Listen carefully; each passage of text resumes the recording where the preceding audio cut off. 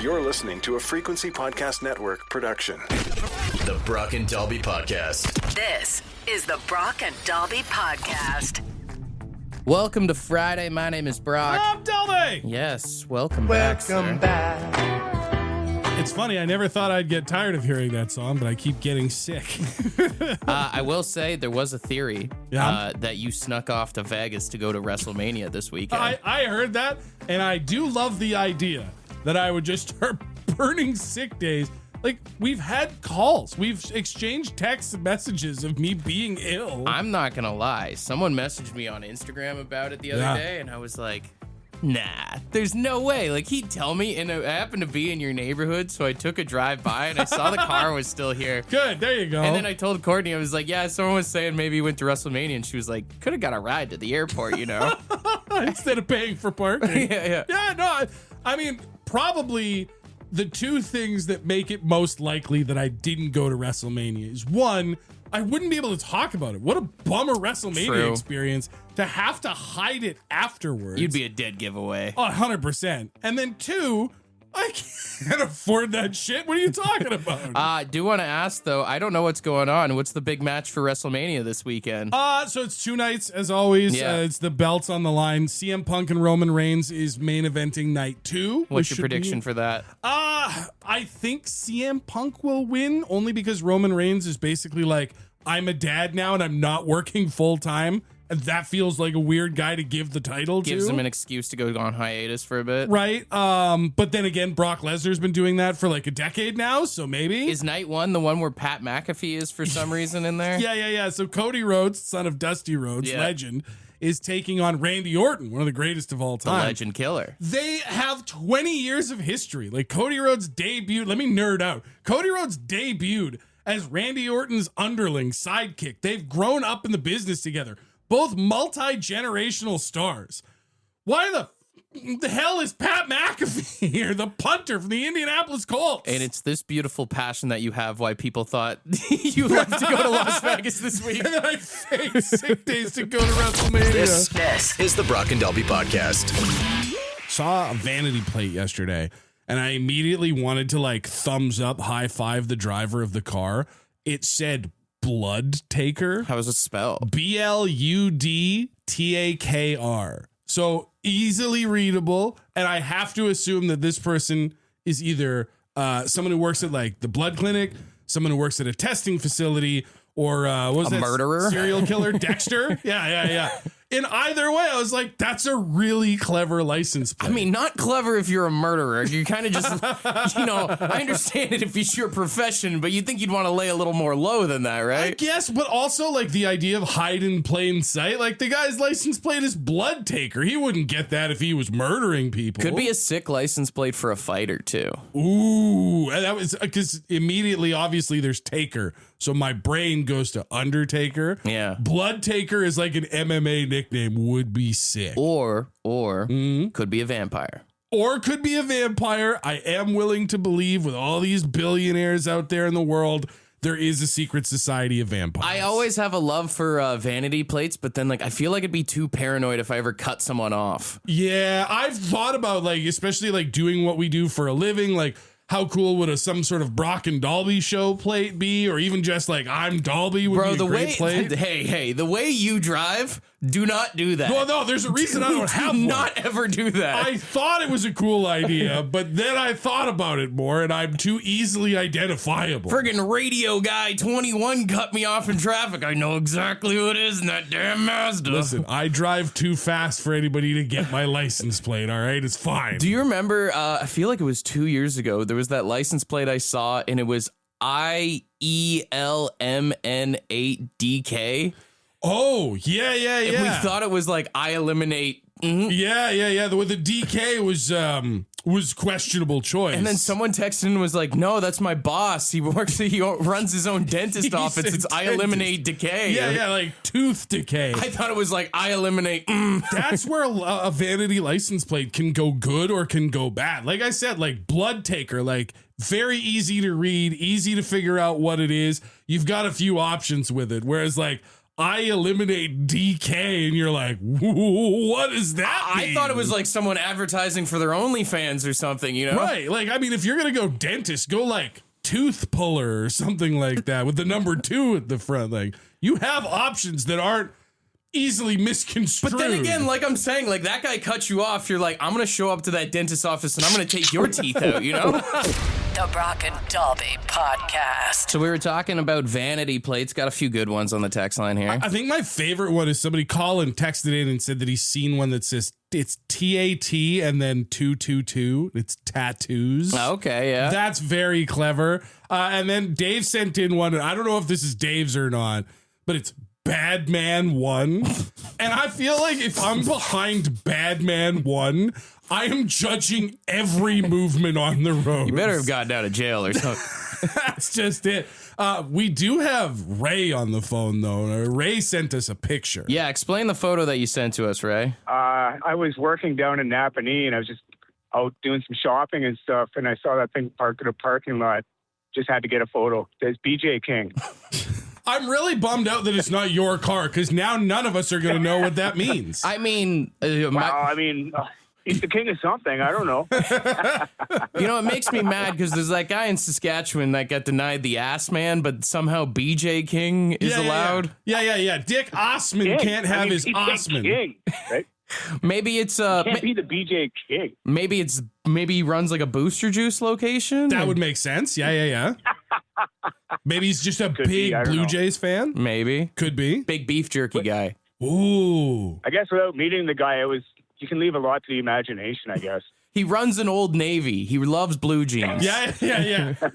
Guys? Yeah, could be that. He's a plastic surgeon that specializes in implants, big jugs. That's it.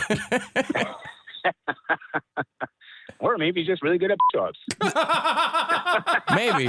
Someone had to say the quiet part. You don't get an Escalade for no reason. It just bothers me that he's the king. The Brock and Dalby Podcast. The Brock and Dalby Podcast.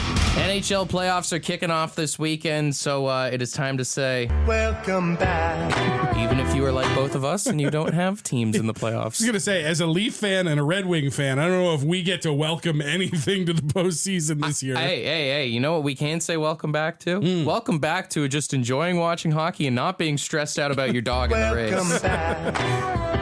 But also, if you're like us and your team is not in the playoffs, welcome back to being told you have to cheer for teams you maybe even hate, because Canada. Welcome back. You know, yesterday I was talking about that, and someone even texted in saying you can't even take the angle of, I'll take the team with the most Canadian players. You know who has that? Montreal. Oh, no. Yeah, I know. You can't do it. You can't ever cheer for Montreal. I'd like to say welcome back to being like, why is that coach on the Hockey Night in Canada panel? Oh, yeah, because he got fired. He got fired a couple weeks ago. I don't know who it's going to be, but there's always one. Yeah, I also welcome back to everyone agreeing that a shootout is a terrible way to end a game. We're back to continuous overtime, baby. Welcome back. I mean, you could also say welcome back to staying up late to watching two teams that you don't care about playing until like 1 a.m. Yeah, man. Welcome back. This triple overtime game is going to ruin my day tomorrow, and I don't care. I'm staying here. We're a few weeks away from it, but welcome back to Gary Bettman being booed. Yeah. We'll get him in the conference finals at least, or if they show him on camera, you know? Right, he's there to make your favorite team's dream come true and hand them the Stanley Cup, and everyone in the crowd is still going to boo that man.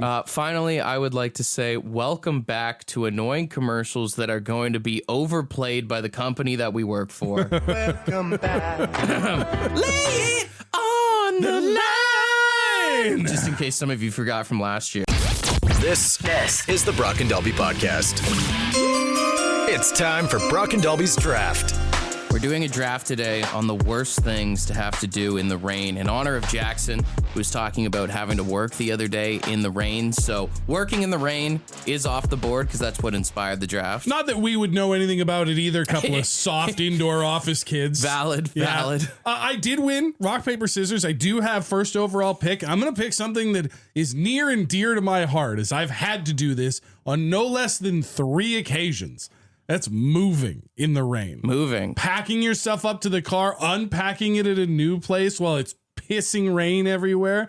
all your stuff's getting soaked. You're tracking mud into and out of your old home, your new home. It just sucks. I honestly thought that you were going to take this as the number one pick. For my first pick for worst thing to do in the rain, I'm going to have to just go with walking. Walking is honestly just a If you bummer. don't have a vehicle and you have to walk in the rain, you ever see people when it's piss pouring outside and they've got their groceries, or someone, even if you get dropped off in the bus and you still have to walk home a little bit. Right. Oh, God. And even the driveway can be a pain, even if you park and have to walk to an uncovered door. If you're trying to walk your dog in the rain, you either got one of those dogs that's pulling or you got one of those dogs that's going crazy too. The whole aspect of walking in the rain, just brutal. You know what? I didn't have that on my list, but what I did have at number 2, something we've talked about on the show today, and that's camping. Camping. If you're out camping, you can make all the plans you want. You can look at all the charts and radars and everything, and you'll get out to the site, you'll get set up, and then it starts pouring rain, and it just ruins everything. Did you bring the tarp? I thought you packed the tarp. What do you mean you didn't bring the tarp? You can't get a fire going. You can't sit around outside. Everybody's huddled for shelter. You might as well just pack it up. For my number 2 pick, I'm going to go with golfing. Golfing. I know people that will go to golf courses when it's raining because they're like, oh, it's great. There's no weights. You can usually get out there for less. I've tried it before, even just when it's like a little bit of sprinkle. It's the same thing every time. Cart path only. It's just soaking wet. There's always one of your buddies that's wanting to do it more than everybody else. Yeah. Nothing like swinging a stick, a metal stick in a storm, you know? Yeah. Like I'm not chunking enough grass already. Now I'm swinging through mud. The only good thing about golfing in the rain is it does make everybody on like equal par. Right. Nobody's good at golfing in the rain. But when you're golfing in the rain, it's just hiking with anger issues at that point, you know? My third and final pick, it's something that doesn't happen as much because most places have roofs now, but every now and again, you'll find an old gas station that just has the pumps pumping gas in the rain, or if it's windy and the rain is going sideways. And you're just stuck there. You're just stuck holding the handle. So many of those handles don't even have the little latch anymore to pump by themselves. Yeah. You're just getting pelted wet while you're trying to fill your car. And then, insult to injury, you have to pay for the gas. With my final pick, I don't ride a motorcycle, but I know a lot of people that do. Riding a motorcycle in the rain, man. I'm going to go ahead and say it because you said like with walking, there's a lot of reasons why you might have to be walking in the rain. If you're on your motorcycle in the rain, you've done this to yourself. I'll say this, though. Hey, there's sometimes that a storm just starts brewing. Like maybe you planned a little road trip or something, whatever it is. You ever see those people on the highway and they're just kind of trying to wait it out, too? And I've heard if you're going on the highway at certain speeds, like the rain can start to hurt. Oh, yeah, like, as it's coming down at you're you. getting pelted by it, right? That's the only time it's good to be on the back of the motorcycle because you can kind of use the driver for like a windshield. Yeah, and then you even think like if you've got one of those like visors that come down, like it's just, well, you know, with glasses, right? Constantly wiping it off. What are your 3? Worst things to do in the rain. I'm going with walking in at number 1. Number 2, I'm going golfing, and in at number 3, I'm going to go riding a motorcycle in the rain. Number 1 for me, it's moving. Number 2, going camping, and number 3, pumping gas. The Brock and Dalby Podcast. All right, always man enough to admit when I've lost. Victory! Coming your way, and it was truly the camping pick that really gravitated towards people. Yeah, I think most of my votes came with people saying it's the camping one, except for Chris, who texted in and said Darby, which I guess is me, lost it by saying camping. Weather doesn't matter when you're out drinking with friends. Someone else even texted in too and said camping sucks no matter the weather. Like, I get the drinking is fun when you're camping. We could do that indoors because we're adults. A few ones people say that we missed off of our list is smoking in the rain. The thing I hate about smoking in the rain is you have to make friends with people to get into the same like dry area. Yeah, you're huddling together. All the smokers together like, oh, hey, yeah, nice to meet you. Don't talk to me. I'm not friends. Or when it's pouring down and you get too much rain in your lighter and you can't get it to get going. Oh, yeah. God, that's so annoying. And then you got to try and bum one. Someone else said getting dumped in the rain, like getting broken up with. That would be devastating. Like, what insult to injury to be standing. I don't know why you're in the rain in the first place, but then, you know, she hits you with the it's over and you're just like, oh, okay. I mean, I guess the perk is you get to be like Usher after and have an emotional dance in the rain. I just couldn't picture myself ripping my shirt open and falling to my knees in a public park, you know? Someone else said changing a tire. Oh, Like if you get a flat. that's another insult to injury. The perfect description there. Like you just blew a tire, presumably while you're driving. Now you're on the side of the road, kneeling in the rain, getting soaked while people rip past you, splashing water at you. You're like, I have no idea what I'm doing. Your tears mixed with the rain. The Brock and Dalby Podcast. The Brock and Dalby Podcast.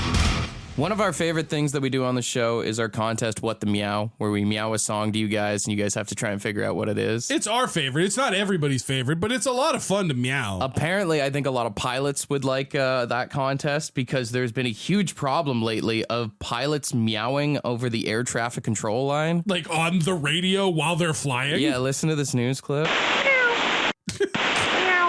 Unidentified pilots heard meowing over an air traffic control frequency Sunday, flying near Reagan National Airport. Another person on the frequency quickly scolds them. You guys, you need to be professional pilots.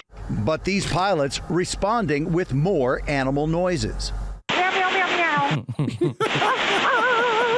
The other person on this critical air traffic control frequency then saying, This is why you still fly an RJ. Which apparently an RJ is a regional jet. Oh, okay. So it's just like you're flying quick flights back and forth. But I saw this news article, and apparently this has been a thing for a long time. I guess it's above 10,000 feet. They can't track where it's coming from or whatever. Interesting. So for years, pilots have been doing this meowing thing. Like, just to mess with people. I guess, yeah. It's so dangerous, though. Like in and around airports, radio traffic is a big deal as planes are like trying to navigate around each other. But have you ever been bored at work before?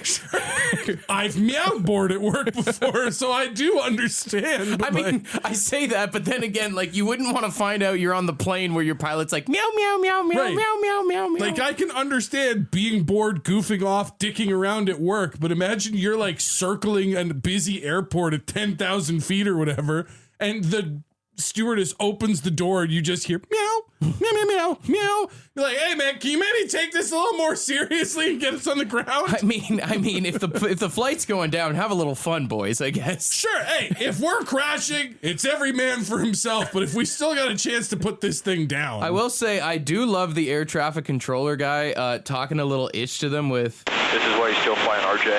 I didn't know that like pilots had chirps against each other. pilot smack talk. This is why you still fly a regional jet, you bum. This is why you fly for swoop.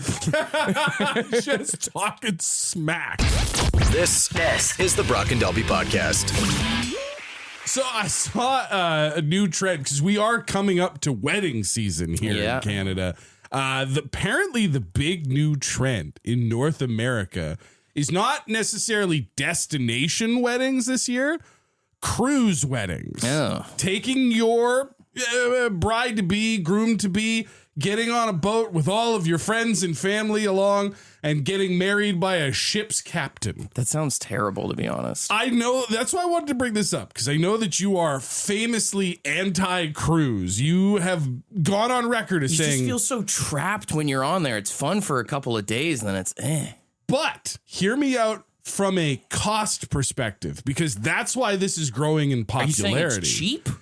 Cheaper than an actual wedding. Yes, because if you're putting together a wedding, and you may have to do this someday, just so you know, you got to look at things like the venue. You got to look at flowers. You got to look at catering. You got to look at all these other things, bringing in the person who's going to marry you. Maybe you need to rent out a church if that's Going your on thing. a cruise isn't a cheap experience. Well, it's not that it's a cheap experience, but as somebody who got married, like you find that these bills all start to rack up. Not to mention you're responsible for the food and the drink for your guests. Like you have to bring in all that stuff.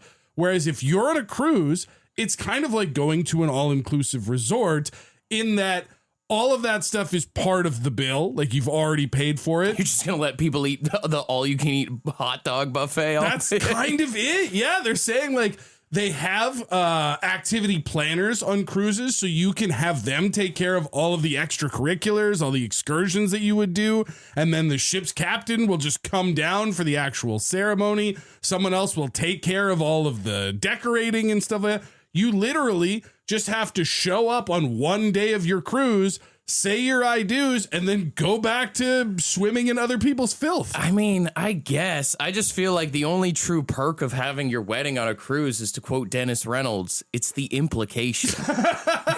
They can't say no. You can't go anywhere. There's no such thing as cold feet on the high seas. So what are you going to do, right? What a story it would be. Not if you were in the wedding party or if you were like part of the group, but just say you're on the cruise and you see somebody in a full-on wedding dress or tux just dive overboard. Have you ever watched 60 Minutes before? There's got to be an episode about this. I guarantee you.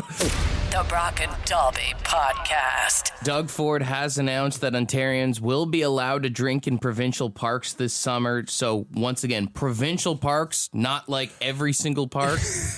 That's the thing, is every time this story comes up, people are like, so what? We're just going to be walking around with booze in our hands? It's like, no, it is a very specific place. Well, the way he had initially laid it out made it seem like that. Then there was the maybe it's for like Canada Day events, community events kind of things. But any provincial park you go to, say like Algonquin, Lake of the Woods, Charbot Lake, that kind of thing, which, to be honest, I didn't know you could get fines for drinking there before. Yeah, I had no idea. I just assumed if there was camping, there was drinking. Right? That's 1 + 1 = 2, you know? I mean, I guess like it's always been like, you know, put it in a cup kind of thing, be low key. But basically they're saying if you're responsibly consuming alcohol in permitted areas outside of individual campsites, you are allowed for doing that. Picnic areas, beaches, all that kind of stuff. I guess that's it, right? Like if you go camping, usually you're in your area, you're around your fire, in your camp or whatever, and you're having your drinks. So I guess that's the expansion, is to be able to sort of go off campus. I have gone to Algonquin so many times, it just blows my mind.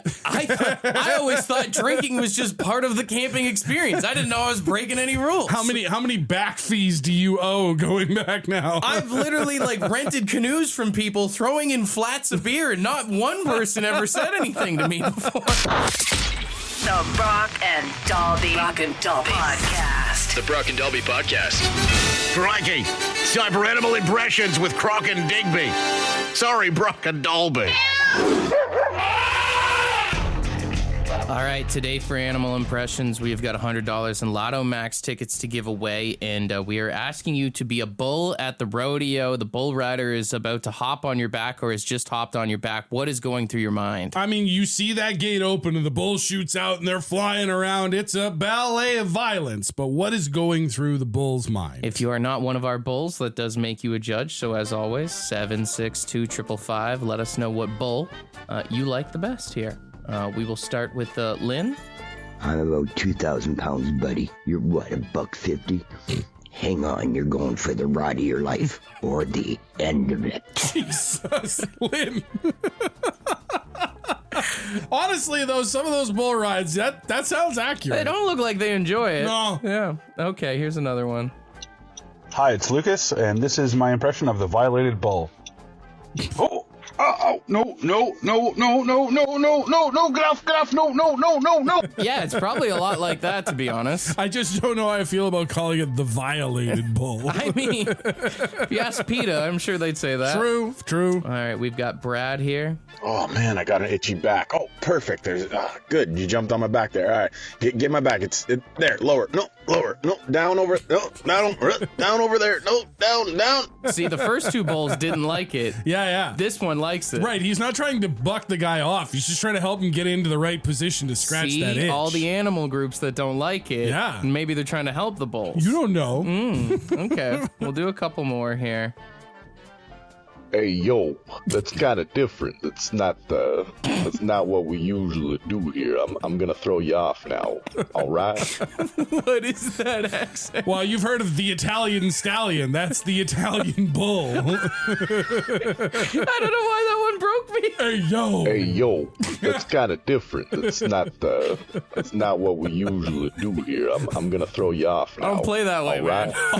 Also, to be clear, that is exactly what they do here. You're in the rodeo. These bulls get rid all the time. Maybe it's his first time. Maybe it's his first time. What the hell? Whoa. Hey, yo. We got one more here from Chris. This is Chris, and this is my bull. Hey, what's this? What's this? What Oh, you're going down, MF. You're going down. 3, 2, 1. What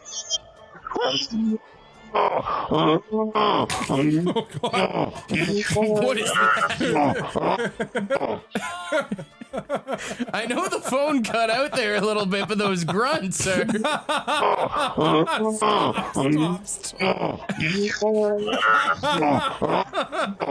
Can't tell if he's in the bathroom or what's going on there.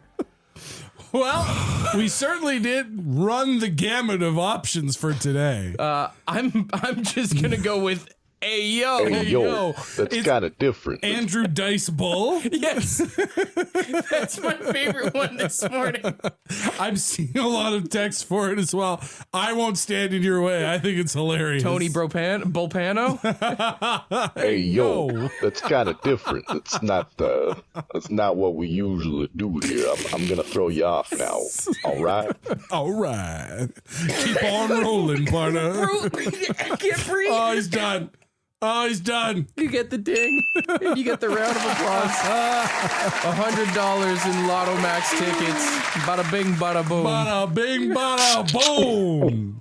The Brock and Dalby Podcast. The Toronto Maple Leafs cleared out their locker rooms yesterday, and Austin Matthews gave a very interesting end of the season interview when he was asked Yeah, this. just before we get going, obviously, this was a tough year. It was a frustrating year.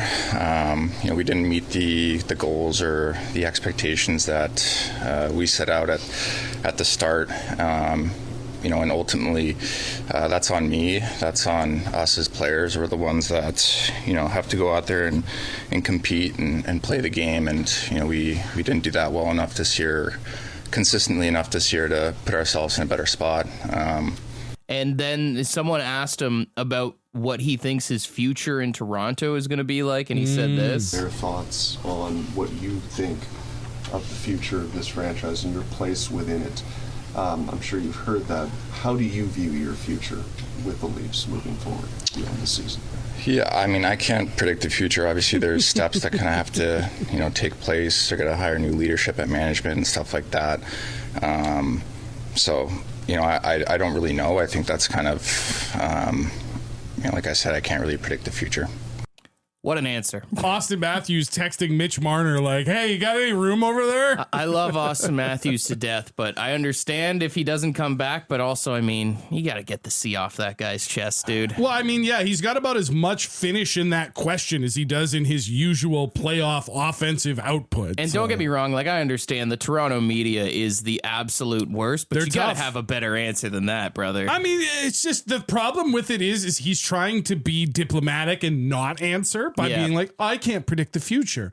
But that is the most loud and clear answer I've ever heard. Imagine getting into an argument with your partner and they're like, do you even want to be with me? And you're like, I don't know. I can't predict the future. Talking to your boss and just be like, I really think I deserve a raise or a promotion. Oh, we can't predict the future. Yeah, exactly. Oh, okay. I'll just pack my stuff then.